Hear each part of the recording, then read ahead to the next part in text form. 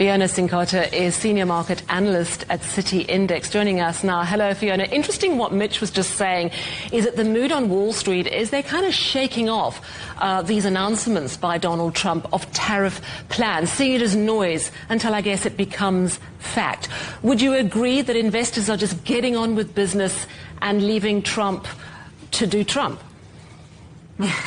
It does feel that way. I mean, I think there's definitely a sense that the markets have been desensitized to Trump's announcements. If we think back to April when he made the initial Liberation Day announcements, it caught the market a little bit by surprise, and we saw massive volatility on the back of that.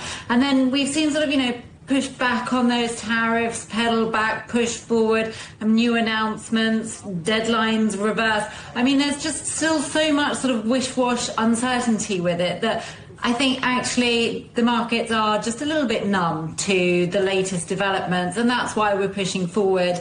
I think, we do see very sector-specific responses to specific tariffs. For example, when we saw copper, that did have quite a big impact on the price when that one was announced. But broadly speaking, as far as sentiment is concerned, the market's pushing forward with business as usual. Trump has been saying that he reckons by Thursday there could be an EU-US deal. We haven't heard anything yet, but Thursday is still in play. Could the announcement of a deal between the two move the markets, or does it all depend on what tariffs are in place?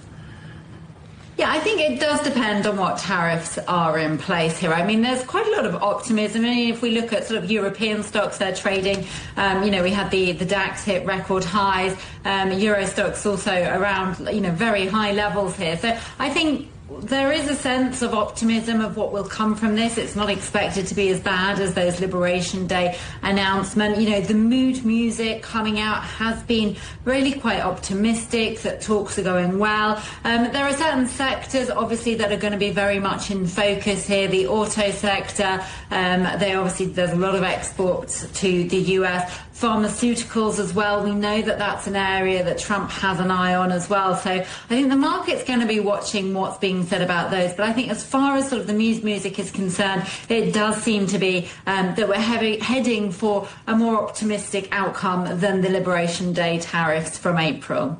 What's your view of what Trump has said about Brazil, that he's threatening a 50% tariff, which is quite unexpected because Brazil imports more than it exports to the US.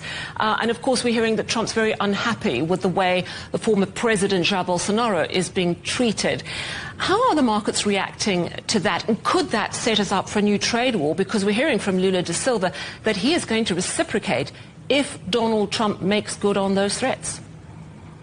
Yeah, this is a really interesting turn from Trump because, as you pointed out, that Brazil really does import more goods from the US than it exports. So there doesn't seem to be that sort of trade basis that we've often heard from Trump. This is very much more geopolitical. It does feel that he's just trying to involve himself in domestic politics in a slightly sort of new turn of direction. Now, I mean, again, this is a threat. We've had threats from Trump before. 50%, it's a big number, but we are hearing from a potential kickback from Brazil as well. As far as the reaction in the market, I think what we're going to be looking for here is food prices. I mean, if we think about what Brazil does send to the US, coffee, orange juice, very big suppliers for the US in these markets. So that's what we're going to be watching. And we did see the real come under pressure. It fell around 2.5% in earlier trade against the US dollar. So there is some impact in the market.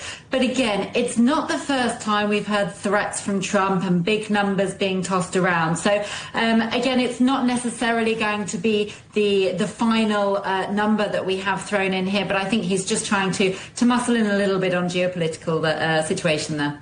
Thanks so much for your analysis. Much appreciated, Fiona Cincotta, Senior Market Analyst at Citi Index.